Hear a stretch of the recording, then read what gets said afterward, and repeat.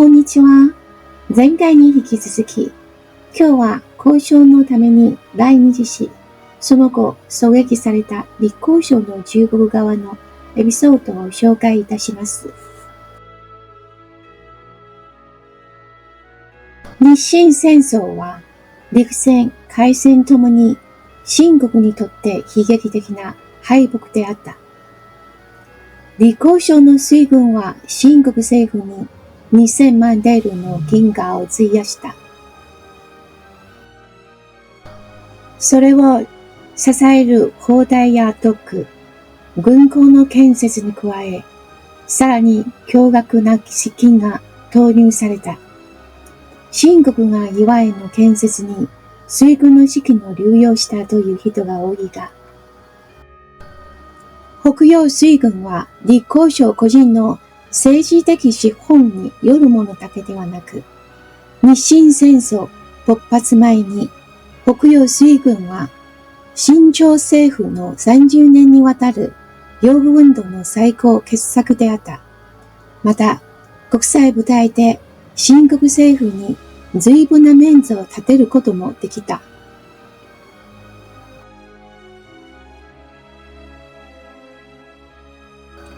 1885年頃、朝鮮半島での戊辰政変の結果、日本天皇は清国政府との交渉のため、全権大使の一等博文を天津に派遣し、清国政府と交渉させることになった。立交省と一等博文が何度か外交大戦が行った後、清政府へ報告の中で、日本の先進について総理が門へ警告を発していた。あと10年もしないうちに、日本は中国にとって最大の脅威となる、と与党の諸侯に厳重に警告した。立交省は自分の言葉が真実となり、その結果が予想以上の深刻なものになるとは、夢にも思っていなかった。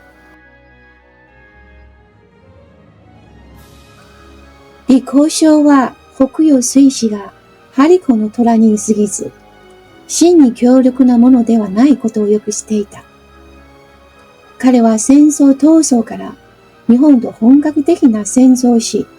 海軍の主力部隊が海で対峙するような事態は望んでいなかった。彼は北洋水師を主に兵力と軍需品の輸送に使い、その後、沿岸の巡航して北方海岸線の防衛していた。彼はその問題が外交的に解決されることを強く望んでいた。列強諸国は朝鮮に利益を持ち、日本の暴走を保って見ているはずがないと、素朴に信じていた。結局、外交は役に立たず、軍事的な敗北が繰り返されることになった。北洋水師は戦うことを望まず、日本の連合艦隊に追われることになった。最後に、海軍は日本の連合艦隊に追われ、全滅され、司令官は実決した。戦争に負けたから交渉しかならなかった。屈辱的で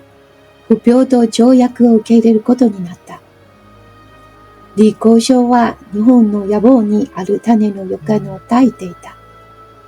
しかし、小日本は大中国を飲み込んだことが想像もつかなかった。清国政府は日本帝国主義から軍事的圧力を受けており、立交省に全権を委任し、朝廷の名誉を傷つけない範囲で日本の要求に応じることを許したのである。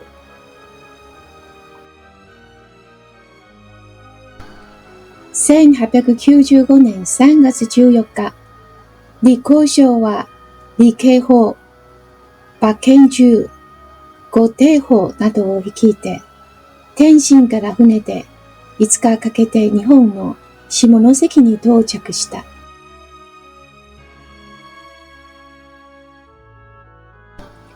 下関の名は、下関海峡に由来する。一等博文が交渉の場に下関春帆路を選んだ理由は、日本の作家、梅崎大能の春帆路雑記に次のように書かれている。広島、長崎、下関はいずれも軍港があり、一等博文は立交渉の前で日本の軍事力を誇示しようとしたのだ。しかし、最終的に一等博文が選んだのは自分の国境である山口県下関市であった。当時、春帆路は日本で最も格式の高いホテルの一つであり、高いホスピタリティとセキュリティを誇っていました。しかも、春帆路は関門海峡に面しており、部屋から関門海峡を航行する日本の軍艦を見ることができる。一等博文は、これを中国太平洋の立交渉に対する心理戦に利用し、日本の交渉上限を受け入れるようとさせた。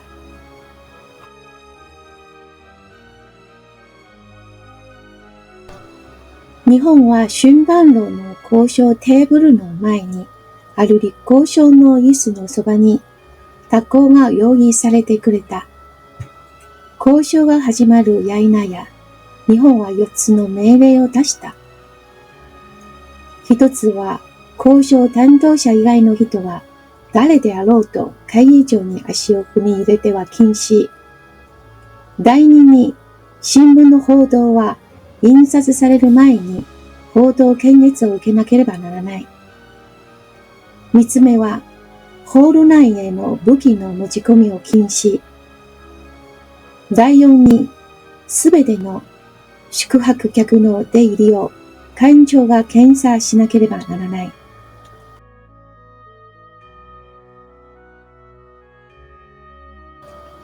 3月20日、日中両方は、日本の下関春帆路で初めての会談を行った。日本側から一等博文大臣、陸奥宗光外務大臣、一等名字内閣書記官庁が出席した。戦争の勝者である一等博文は有利な立場を示していた。春帆路の会議中で、いつもいっぱり腐っていた。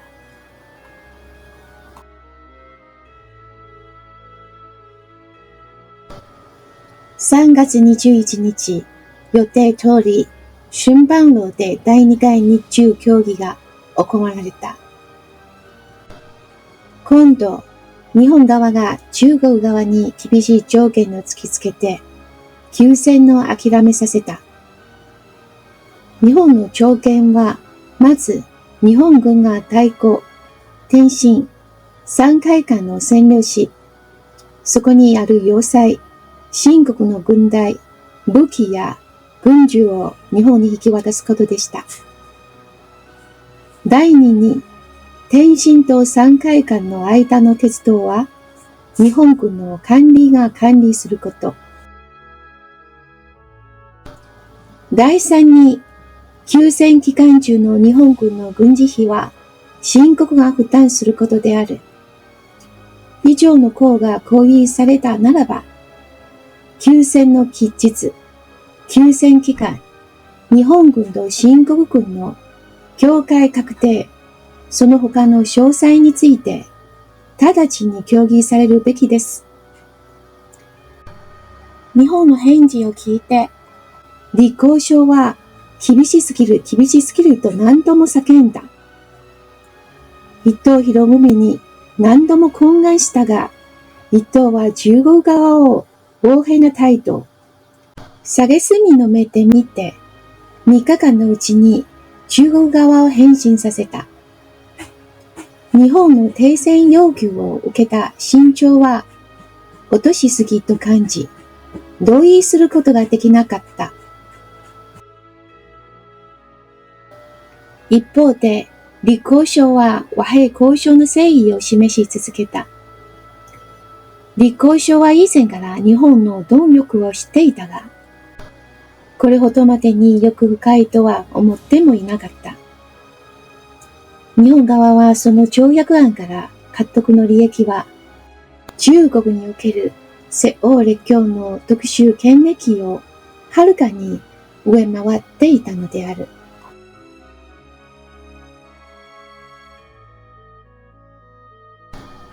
3月24日、李光省は第3回交渉で日本側にこう言った。休戦超過に応じるのは難しいということです。李光省は和平交渉が発端となることを恐れ、陰気な態度でこう言った。私の和平への思いは決して弱まることはなく、一刻も早く両国の和平が成立することを願っています。前回提案した休戦協定はまだ合意されていなかったのに、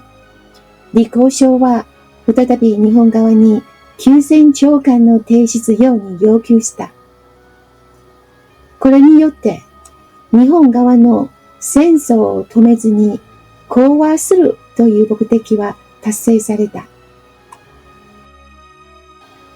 国際慣行に従って、和平交渉の開始には休戦を必要とする。しかし、日本は新国政府にすべての要求を受け入れさせるために、一方で交渉の場で強要し、他方で軍隊を派遣、本府を占領し、台湾割譲を承諾させるという方法を取った。この交渉の末に、思いがけない出来事が起こった。日本は休戦に応じざるを得なかった。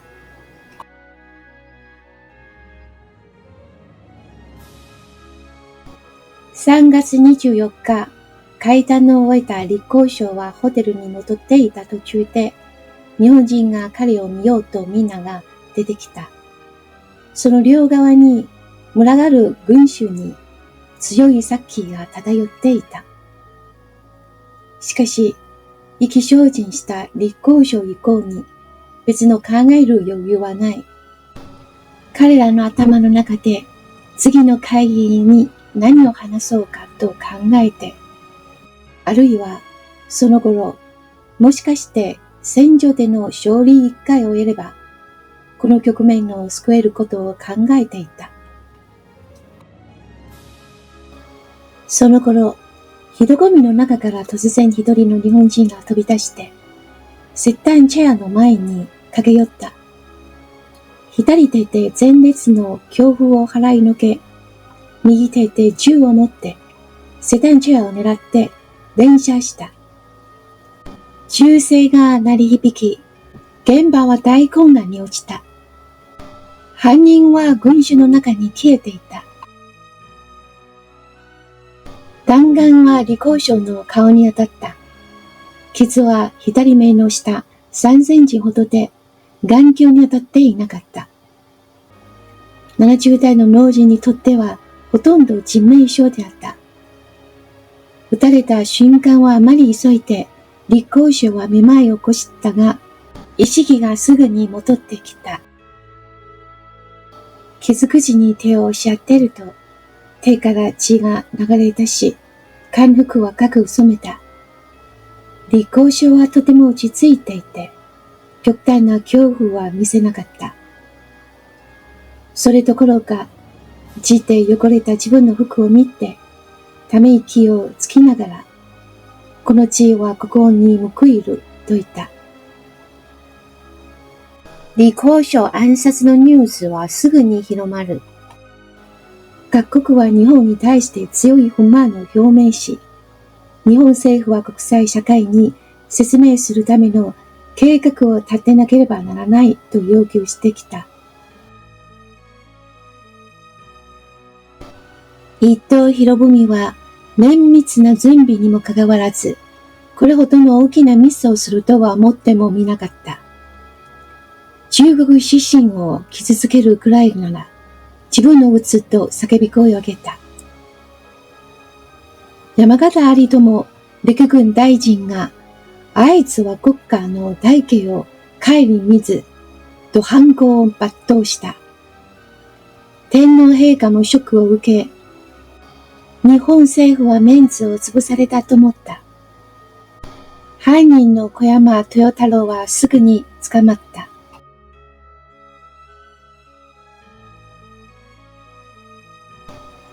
彼は中国が日本と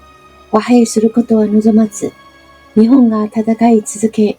やがて中国を征服するべきだという考えから、中国代表の暗殺を決意したのだ。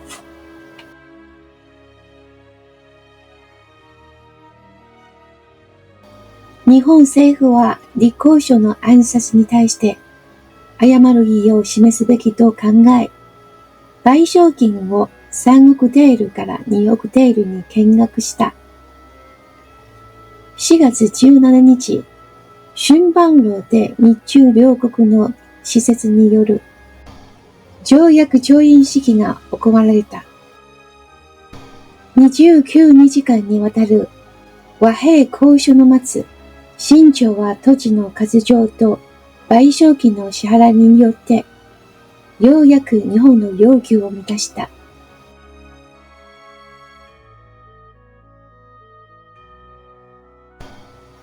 中国側は朝鮮の独立を承認し、また台湾、遼東半島、方向列島の日本への割譲、清から日本への2億テールの賠償金支払い、清の一部、後清の開港、再警告待遇などをする。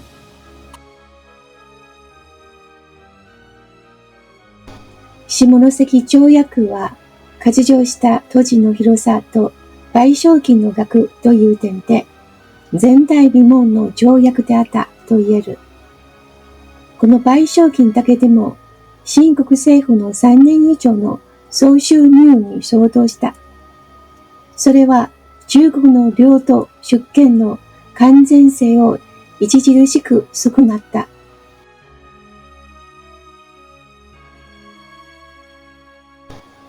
そして中国を反封建的、反植民地的な国家へと劣化させ、また、清朝の終焉を早めることにもなった。李鴻章にとって血は流したが、得たものは大恥だった。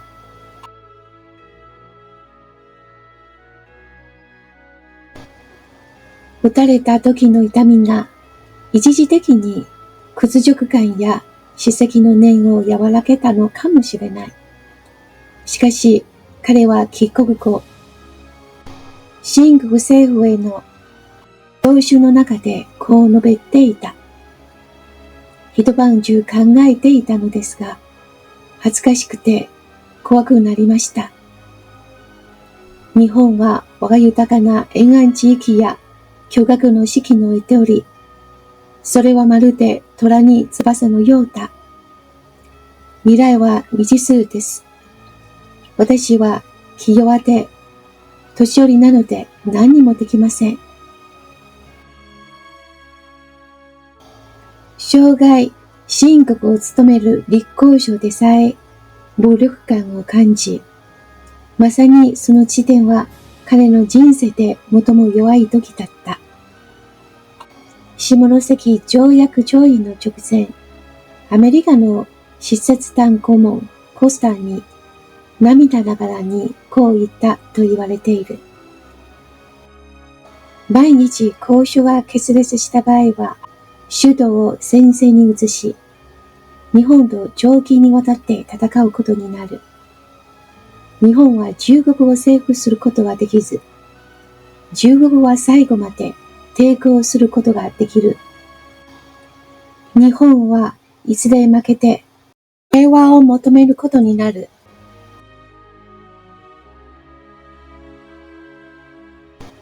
下関条約調印後、中国全国に強い反発があった。こういうイラが校舎上昇を発動し、没術の返報運動を起こした。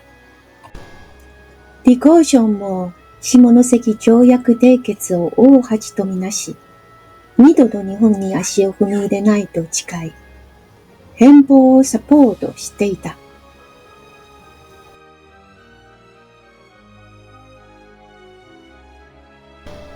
下関条約をきっかけに国内で国民の怒りが爆発し、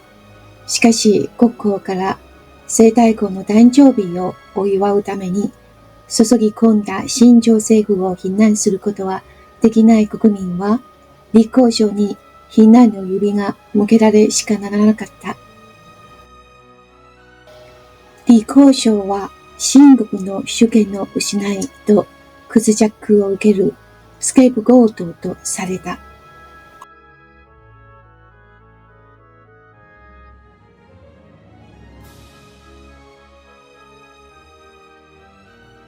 最後までご覧いただき誠にありがとうございました。